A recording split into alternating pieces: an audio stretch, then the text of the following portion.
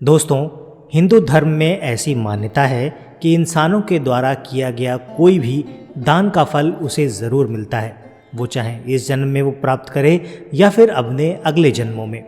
हिंदू पुराणों में कर्मों के बारे में भी विस्तार से बताया गया है कि इंसान अपनी पूरी ज़िंदगी में जो भी धर्म कर्म करता है तो उसका फल उसे इस जन्म में और अगले जन्म में भी मिलता है। अच्छे कर्मों का अच्छा फल और बुरे कर्मों का बुरा फल ज़रूर मिलता है। एक बार ऐसे ही नारद मुनि के मन में धर्म कर्म से मिलने वाले परिणामों को लेकर अलग अलग तरह के विचार आने लगे। तब वो अपने ये विचार लेकर ब्रह्मा जी के पास गए। नारद जी ब्रह्मा जी के सामने अपने विचार प्रकट करते हुए बोले, हे परमपिता ब्रह्मा जी, इंसान द्वारा किए गए दान का फल उसे धरती पर और मरने के बाद किस रूप में मिलता है? तब ब्रह्मा जी नारद जी के इन सवालों का उत्तर देते हुए बोले, नारद, जब इंसान बिना किसी लालच भाव से हमेशा के लिए किसी को कुछ देकर उसकी सहायता करता है तो इसे दान कहा जाता है। ये दान कई प्रकार के होते हैं और कई रूपों में होते हैं। दिल से और बिना किसी लोभ के किया गया छोटे से छोटा दान भी उतना ही पुण्यकारी माना जाता है जितना बड़ी से बड़ी वस्तु का दान। रही बात इस दान के फल की, तो उसका फल उसे मरने से पहले और मरने के बाद दोनों अवस्थाओं में मिलता है। सबसे पहले ये जान लो कि मरने के बाद कैसे दान का फल मिलता है। मरने के बाद इंसान की आत्मा को यमलोक के दूत जिस रास्ते से यमलोक ले जाते हैं वो रास्ते दो प्रकार के होते हैं। एक बेहद सुकून भरा आरामदायक, जो कि अच्छी और महान आत्माओं के लिए होता है। दूसरा रास्ता बेहद कठिन होता है। उस रास्ते पर आत्मा को ठिठुरा देने वाली सर्द हवाएं चलती हैं। अब यदि इस मौके पर उस इंसान ने किसी को कोई गर्म कपड़े दान दिए होंगे तो उसे भी यहाँ इन ठंड हवाओं को झेलने के लिए वैसी ही मदद मिल जाएगी। ठीक इसी प्रकार यदि इंसान ने किसी भूखे को खाना खिलाकर या फिर किसी फकीर को अन्न खिलाकर दान किया हो तो इसे यहाँ भी भोजन मिल जाएगा। इस प्रकार इंसान का दान उसे मरने के बाद भी मदद के रूप में रास्ते में मिलता रहता है। श्रीमद् भगवत गीता में लिखा है कि इसी प्रकार दूसरों की निस्वार्थ भाव से की गई सेवा सदैव आपके जीवन में फलदायी सिद्ध होती है। इसी सच्ची सेवा भावना के बदले में दूसरों के मुंह से निकली हुई दुआ, प्रार्थना, आशीर्वाद आपके जीवन के दुख दूर कर देती है, बल्कि आपके लिए स्वर्ग के दरवाजे तक खोल देती है। दूसरी तरफ ब्रह्मा जी नारद जी को इसी पर एक कहानी सुनाते हैं। बहुत समय पहले की बात है कि भगवान शिव की नगरी कहे जाने वाली काशी में एक राजा राज करता था। राजा बड़ा ही धार्मिक स्वभाव का था। उसे आध्यात्मिक ज्ञान में बहुत रुचि थी। एक दिन राजा के मन में सवाल आया, किसी भी इंसान के मरने से तुरंत पहले और बाद में उसके शरीर के साथ क्या होता है? क्या सच में शरीर में कोई आत्मा होती है? यदि हाँ, तो वो आत्मा कहाँ जाती है? क्या होता है आत्मा के साथ? अब राजा अपने इन सवालों को अगले दिन अपने दरबार में उपस्थित सभी लोगों के सामने रखता है। राजा का ये सवाल सुनते ही राज दरबार में उपस्थित राजा के सभी मंत्री और विद्वान निरुत्तर हो जाते हैं, यानी कोई भी राजा के सवालों का सही जवाब नहीं दे पाता।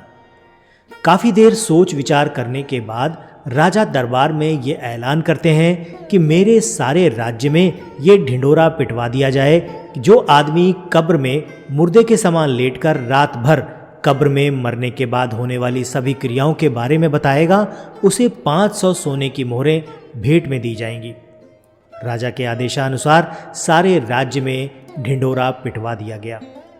उसी राज्य में एक बहुत ही कंजूस और लालची इंसान रहता था, जो धन के लिए कुछ भी कर सकता था। ढिंढोरा पीट रहे लोगों की आवाज़ और बातें जब इस लालची और कंजूस आदमी के कानों में घुसी तो वो तुरंत भागता हुआ धन की लालच में राजा के पास पहुंच जाता है और बोलता है, मैं रात भर कब्र में लेटने को तैयार हूँ। फिर राजा ने अपने नौकरों को आदेश दिया, इस आदमी के लिए अर्थी सजाई जाए। फिर अर्थी सजाई जाती है। अब सब लोग उस आदमी को लेकर कब्र के पास जाते हैं। रास्ते में एक भिखारी उस आदमी का पीछा करने लगता है। उस आदमी के पास आता है और बोलता है, तुम तो अब मर जाओगे, तुम्हारे पास जो भी धन है मुझे दे दो, अब उस धन का क्या होगा? बार बार यही बोलकर वो भिखारी आदमी का दिमाग खाया जा रहा था। कंजूस के बार बार मना करने पर भी भिखारी ने उस कंजूस आदमी का पीछा नहीं छोड़ा और बार बार पैसा मांगने की रट लगाए जा रहा था। आखिर कंजूस जब एकदम परेशान हो गया तो उसने कब्रिस्तान में पड़े बादाम के छिलकों के एक ढेर में से मुट्ठी भर छिलके उठाए और उस फकीर को दे दिए। भिखारी वहां से चला गया। बाद में कंजूस को एक कब्र में एक मुर्दे के साथ लिटा दिया गया और ऊपर से पूरी कब्र बंद कर दी गई। कब्र में बस एक छोटा सा छेद सिर की तरफ इस आशा से कर दिया गया कि इससे ये सांस लेता रहे और अगली सुबह राजा को मरने के बाद का पूरा हाल सुनाए। सभी लोग कंजूस को उस कब्र में लिटाकर चले गए। रात होने पर एक सांप कब्र में आया और छेद देखकर उसमें घुसने का प्रयत्न करने लगा। कब्र में इस प्रकार की हलचल को देख कंजूस समझ गया कि ये तो सांप है। कंजूस घबरा गया। इधर सांप जैसे ही कब्र में घुसने की कोशिश करता है तो उस कब्र में बादाम के काफ़ी सारे छिलके सांप के रास्ते की रुकावट बन जाते हैं। सांप आगे नहीं बढ़ पाता, यानी कब्र के अंदर नहीं घुस पाता। काफ़ी प्रयत्न करने के बाद सांप वापस चला जाता है तो कंजूस आदमी राहत की सांस लेता है। तभी कंजूस आदमी ये सोचता है कि सांप अंदर क्यों नहीं आ सका। कंजूस आदमी अपने हाथ से टटोलता है तो उसे बादाम के बहुत सारे छिलके फंसे हुए मिलते हैं।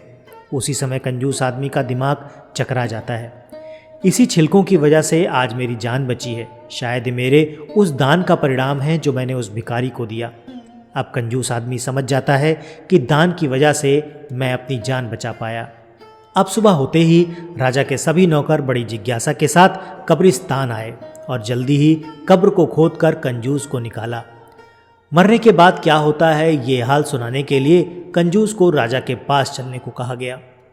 कंजूस ने राजा के नौकरों की बात को अनसुना कर दिया और तुरंत भागकर अपने घर चला गया और अपना सारा धन निकालकर सभी गांव के लोगों और भिखारियों में बांट दिया। भिखारी की इस हरकत और दयालुता को देखकर सब लोग हैरान हो गए। इसके बाद अंत में कंजूस को राजदरबार में पूरा हाल सुनाने के लिए राजा के सामने पेश किया गया। कंजूस ने बीती रात सांप और बादाम के छिलकों के संघर्ष की पूरी कहानी कह सुनाई और कहा, महाराज, मरने के बाद सबसे ज़्यादा दान ही काम आता है, अतः दान करना ही सब धर्मों में सबसे श्रेष्ठ है। कंजूस ने बीती रात सांप और बादाम के छिलकों के संघर्ष की पूरी कहानी कह सुनाई और उसने कहा, महाराज, मरने के बाद सबसे ज़्यादा दान ही काम आता है, अतः दान करना सभी धर्मों से श्रेष्ठ है। तो दोस्तों, ये तो थी आज की कहानी।